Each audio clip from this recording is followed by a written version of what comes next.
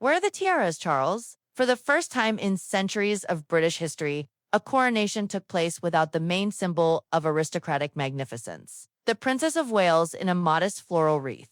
Duchesses in ordinary hats where family treasures worth millions of pounds should have sparkled. What forced the new monarch to break the sacred tradition that his predecessors had observed? Economy, democratization, or a secret war for influence in royal circles? Behind this decision lie backstage battles, lost millions from jewelry houses, and a political game that Buckingham Palace keeps silent about. Today, you will learn the truth about how one royal decision shook the foundations of British aristocracy and what it means for the future of the monarchy. To understand the scale of what happened, we need to look behind the scenes of royal ceremonies. A coronation is not just a celebration. It's a sacred ritual where every detail has the deepest symbolic meaning.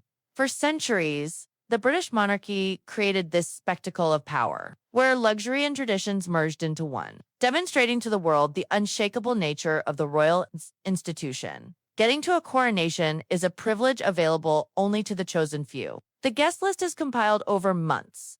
Each name undergoes thorough verification. Representatives of European royal families, hereditary lords, the most influential politicians, only those who embody power, wealth, and status. But the most amazing thing lies in the numbers. Participation in the coronation cost aristocrats astronomical sums, and far from everyone was ready to talk about it openly. The coronation dress code is a separate science that was taught for generations. Women had to appear in white dresses with red velvet mantles, necessarily with trains at least 2 meters long. But most importantly, tiaras and coronets, those very miniature crowns that differed according to the owner's rank. Ducal coronets were decorated with 8 pearls. Earl's coronets with 16 silver balls, baronial ones with just 6. Each detail emphasized one's place in the hierarchy. Each precious stone proclaimed status.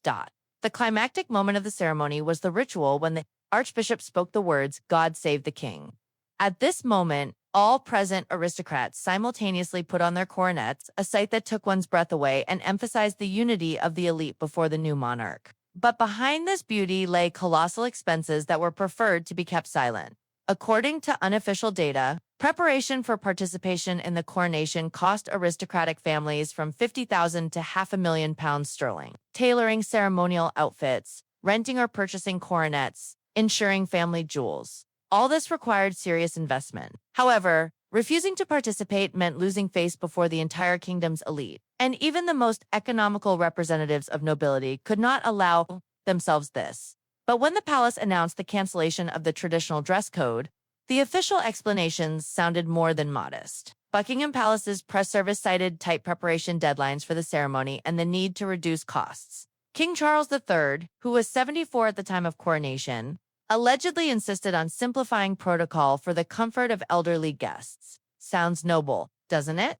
Officials particularly emphasized the physical difficulties of the ceremony. The imperial state crown weighs almost 2 kilograms. St. Edward's crown weighs more than 5 kilograms. During the broadcast, attentive viewers indeed noticed how often the crowns were removed from the monarch and his consort at the first opportunity. It was logical to assume that freeing guests from wearing coronets was an act of mercy. Palace sources also cited practical problems. Space in Westminster Abbey is limited, and ceremonial trains require additional room. Modern aristocrats, unlike their ancestors, are not accustomed to such attire and could experience discomfort during the 3-hour ceremony. Moreover, tall tiaras could block the view for guests sitting behind. A purely technical problem for television coverage. All these explanations appeared reasonable and caring. The new king cared for his subjects' comfort, saved state funds, and adapted to modern realities. The press dutifully transmitted this version, and the public accepted it without particular questions. However, those familiar with the behind-the-scenes life of the royal court understood. Official explanations rarely reveal the whole truth. Behind every monarchy decision lie much more complex motives than might appear at first glance. While the palace spoke of care and economy, a real storm erupted in the world of elite jewelry. Leading jewelry houses that had served British aristocracy for centuries faced an unprecedented situation. Coronation traditionally became their main advertising platform of the year.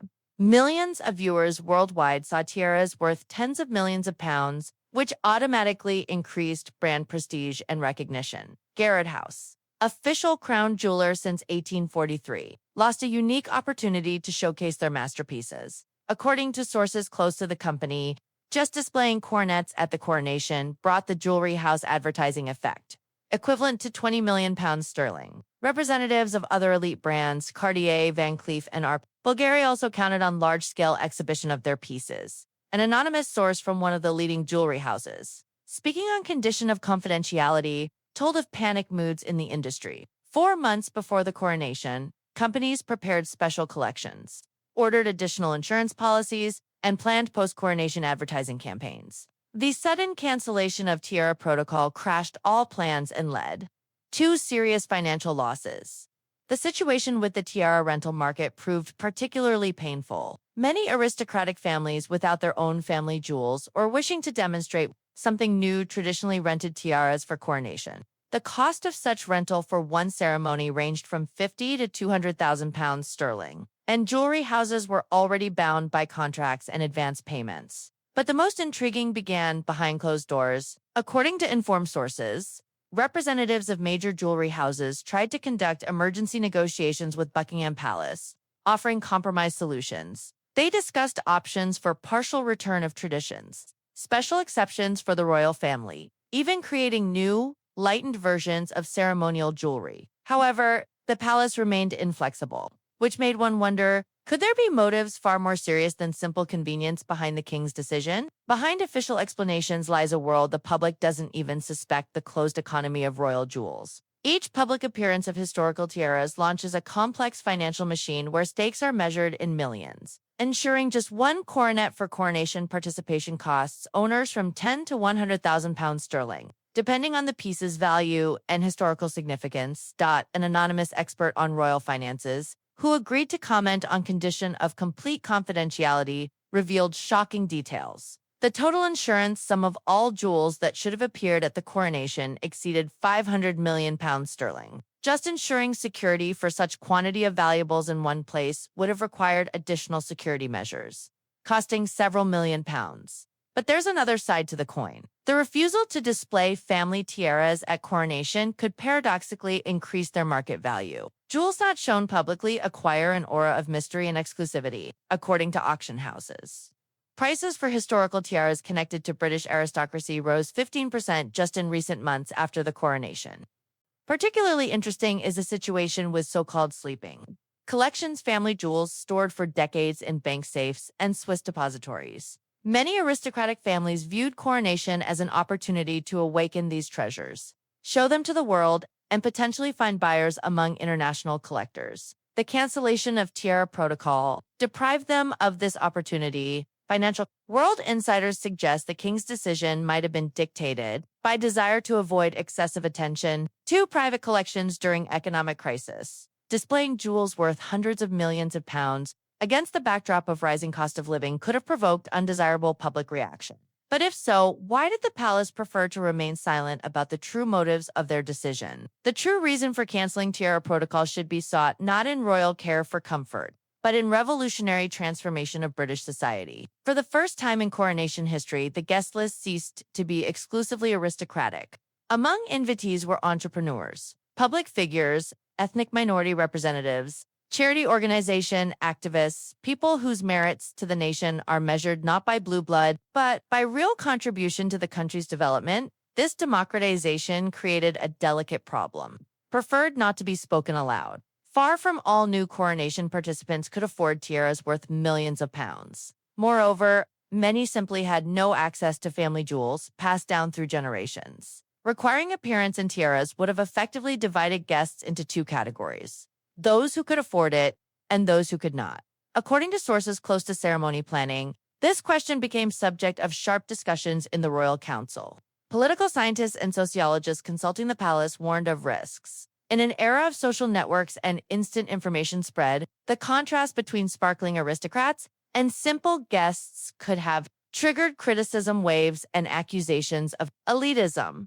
King Charles III took a course toward bringing monarchy closer to the people. From the very beginning of his reign, his accessible crown strategy involved abandoning excessive pomp in favor of a more democratic image. Replacing tiaras with floral decorations became a symbolic gesture instead of cold jewel shine. Guests demonstrated the king's love for nature and his ecological convictions. Royal politics, experts note. This decision became part of a broader monarchy survival strategy in the 21st century. The royal power institution can maintain its significance only if it manages to prove its relevance to modern society. Abandoning archaic traditions in favor of inclusivity is not weakness, but a calculated political move.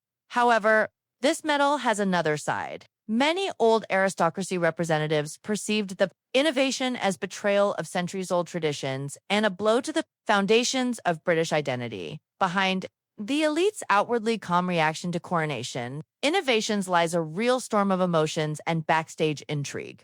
Anonymous sources from aristocratic circles tell of an indignation wave that swept through London's private clubs and country estates. Many hereditary lords perceived the tiara protocol cancellation as personal insult and encroachment on British tradition foundations. The situation proved particularly painful for owners of famous family collections. Dozens of unique tiaras that had awaited their finest hour for centuries remained in bank safes. The Duchess of Devonshire, possessor of one of Britain's largest private jewelry collections, was reportedly so upset by the king's decision that she refused to participate in the post-coronation reception.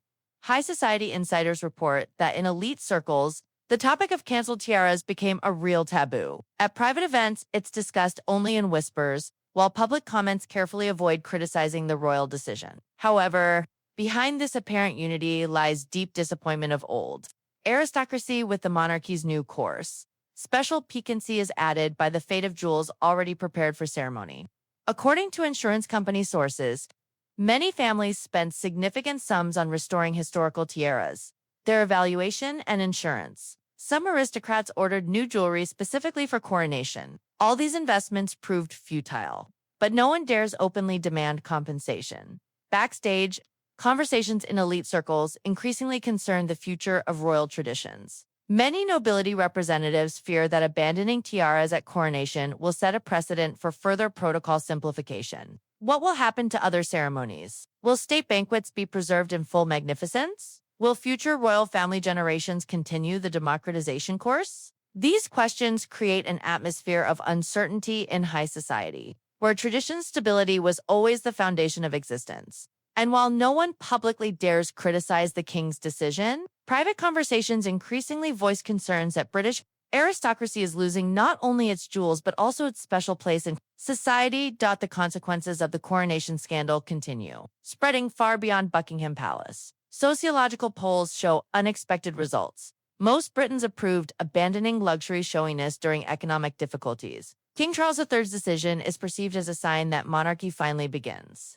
Understanding ordinary people's sentiments, the jewelry market reacted paradoxically to events. Instead of expected decline in tiara interest, the opposite occurred. Prices for historical royal jewelry rose at Sotheby's and Christie's auctions. Collectors view the current situation as a unique opportunity to acquire jewels that may never again appear at public events. Royal protocol experts predict further changes in monarchy ceremonial life. Upcoming state banquets, foreign delegation receptions, and other official events may undergo substantial transformations. Some analysts suppose the era of diamond diplomacy, when the British crown demonstrated its greatness through jewels, it is coming to an end. International royal houses observe the British experiment with special attention. In conditions of growing criticism of monarchical institutions worldwide, Charles III's experience could become a model for other crowned heads. Already now, European courts discuss possibilities of similar reforms in their ceremonials. However, many questions remain unanswered. What will happen to huge private jewelry collections if they lose their ceremonial function? How will aristocratic family status change when their influence was largely based on demonstrating hereditary wealth? And most importantly, is British society ready for complete transformation of monarchical traditions? Or will Charles III's decision prove just a temporary concession to the spirit of the times? Time will show whether the 2023 coronation becomes a turning point in British monarchy history or simply a curious episode in its long chronicle.